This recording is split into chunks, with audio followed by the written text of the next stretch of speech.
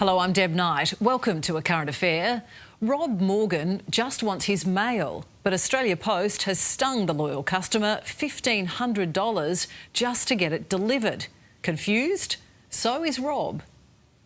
It's not my fault that the place burnt down. I had nothing to do with it. An arson attack that's burnt a hole in Rob Morgan's wallet. Just doesn't pass the pub test. When Rocco's Burger Cafe was firebombed last year in Croydon in Melbourne's east, the flames spread next door to the post office. Emergency services were called to Rocco's Burger Cafe on Exeter Road just after 2 a.m. The blaze also damaged the adjoining post office. That's where Rob Morgan had his PO box for more than 10 years.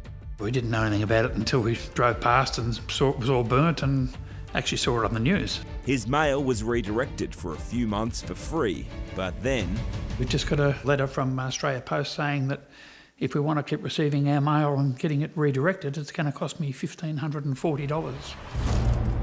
Rob wasn't happy, but his complaints fell on deaf ears. I tried to explain to them, how would you feel if all of a sudden it was going to cost you $1,540 to receive your mail?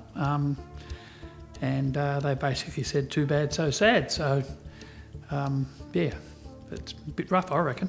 It's not your fault the post office burnt down, though, is it? Nothing to do with us. We didn't light the fire, so, you know, I can't get over where they get off. You can't just pass the cost of your loss onto your customers. I mean, how does that work? Rob's been struggling with his health, and the stress of this ongoing ordeal isn't helping. I've been quite ill for a while, so I've spent a fair while in hospital, and yeah, every little bit doesn't help, does it? I mean, don't want to sook about it, but yeah, it just definitely doesn't help.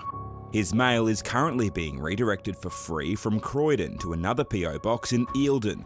To put it into perspective, for how much Australia Post wants to charge Rob to have his mail redirected here to Eildon, he could have sent it to New York or London, almost 17,000 kilometres away, for the same price. Have you paid?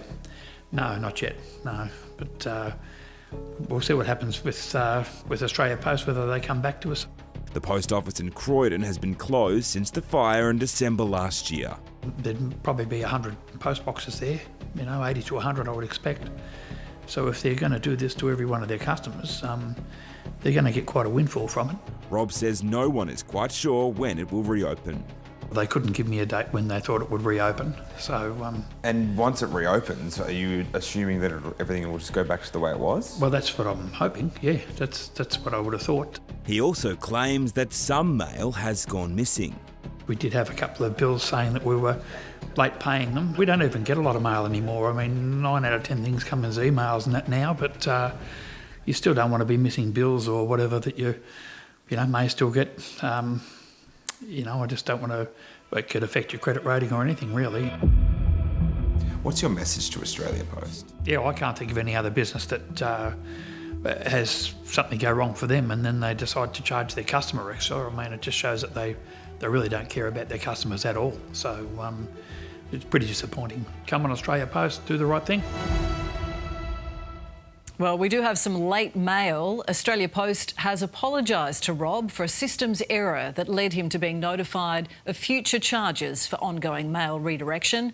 He'll also get free mail redirection for the next 12 months.